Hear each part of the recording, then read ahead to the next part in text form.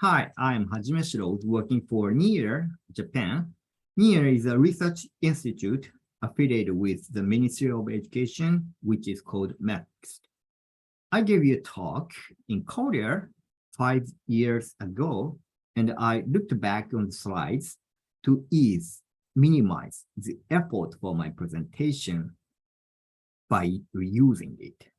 Since honestly, I was asked to prepare today's talk in just a few days ago. So I looked up on the slide, but surprisingly and unfortunately for me, I couldn't use any slide because the situation has changed drastically from that year. This is what I meant. In year 2017, education has to change, which starts a new national curriculum guideline. But in this year, we have to think about edtech, digital textbook, COVID-19, big data, and CBT with one PC per child. I explained this year by year. First, in year 2017, new national curriculum guideline was announced. The goal of which was nurturing competencies integrated with content, and the method of which was called active learning. And some teachers were excited and some were anxious, but they focused on how to implement this new type of learning. Programming education was also included, but is only required nurturing computational thinking, not programming nor computing. Every teacher should try it in every school, in every subject, something like this. For example, in music, utilizing ICT for creation of music through trial and error, such as transforming length and height of sounds. This is a very basic use of ICT, but I think it's very important ways to learn about the ICT. Then in 2018, various movements initiated. For example, Cabinet Office proposed a new visions of our future. They classified the societies from society 1.0, 2.0, and go to this new society from hunting and gathering, agricultural, industrial, information. And this is a new society, something like integration of the cyberspace and the physical space for well-being of all members, society members. Along with this line, MEXT proposed that teachers supported by advanced technology create future education. And METI, Ministry of Economy, Trade and Industry, initiates the classroom of the future. And they brought the personalized adaptive learning, something like a concept. And in 2019, the big project started. That is providing one PC per student by affording just $300 per student. So, okay. Oh, this is called Giga School Initiative, which was planned at the time in 5 years by 2023. And in our vision or hope, Giga School Initiative might create the world where the ICT serves as some kind of the chopsticks. When we eat foods, we use chopsticks as your country. And in the beginning of our lives, as some children, we need some practice to use chopsticks, but we naturally become fluent in using chopsticks as eating food every day. So like that, in the classrooms, some practice like typing might be needed at the beginning, but the students become fluent in using ICT by learning the subject matter or engaging in active learning. Thus, the main task for the teachers is not preparation of ICT, but that of learning target as a nice meal that inevitably requires the use of ICT. And in 2020, COVID-19 attacked, and the GIGA was accelerated. The plan was completed by 2021, just 2 years, no, just 3 years. The students did bring their tablet back to home and experience the online education during the school closure. School closure was made from February to May 2020. But when they came back to school, they should enforce social distancing like this.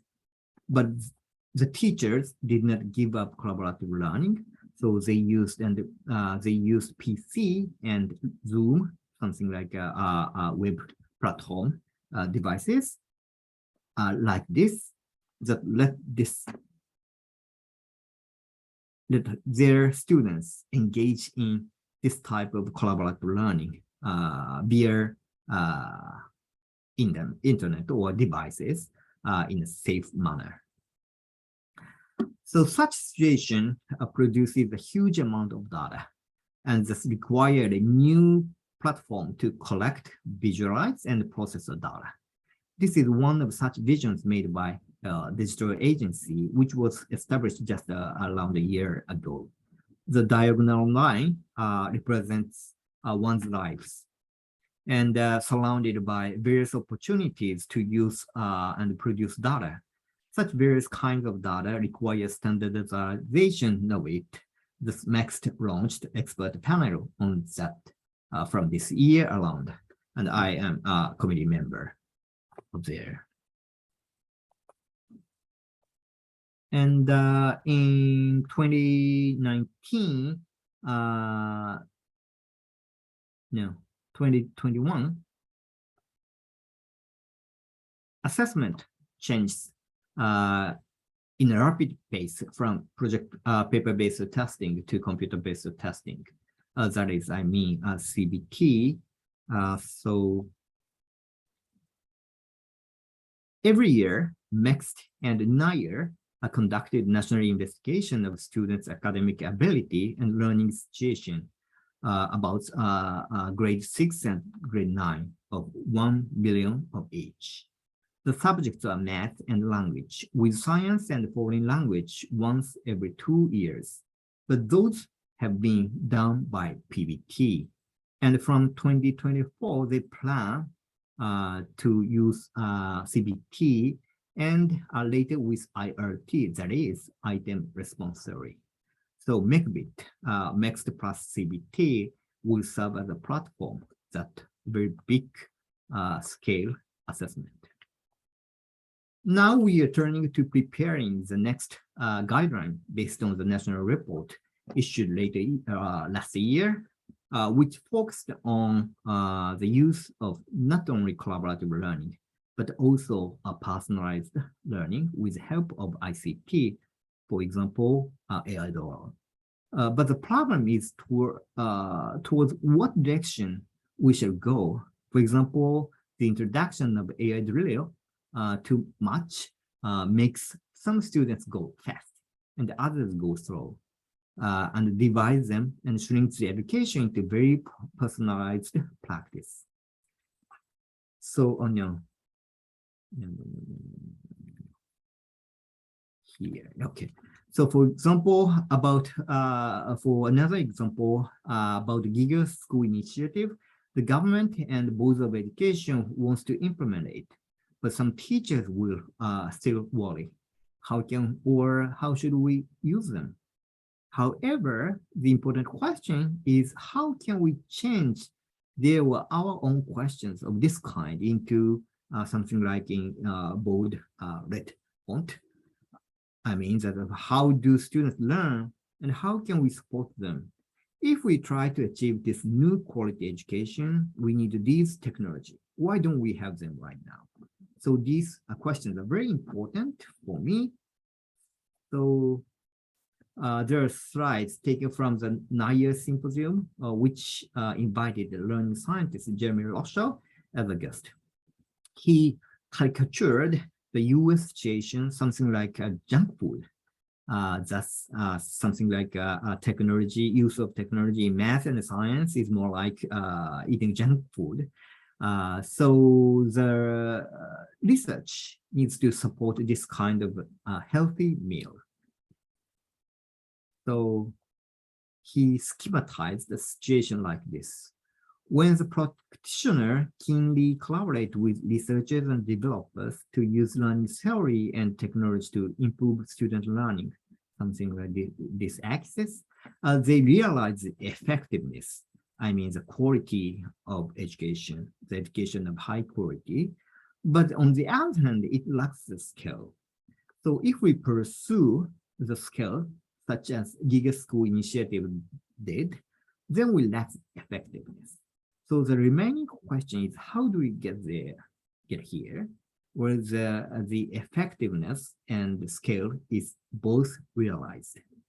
So he said to policymakers, how can you guide educators, developers, and researchers to both effectiveness and scale? To the developers, do you have a good partnership with researchers to translate the best approaches to learning in the heart of your product? And to the educators, of course, collecting exciting stories from individual teachers and stories is very important, but easy. But how will you bring about deep change that is required in order to really improve things for your students with technology? So it's something like making students learn better at the scale with technology is a journey that educators, developers, and researchers must commit to take together. So to these questions Jeremy posed, I, as a learning scientist, would like to answer something like this. The first point is the learning science matters.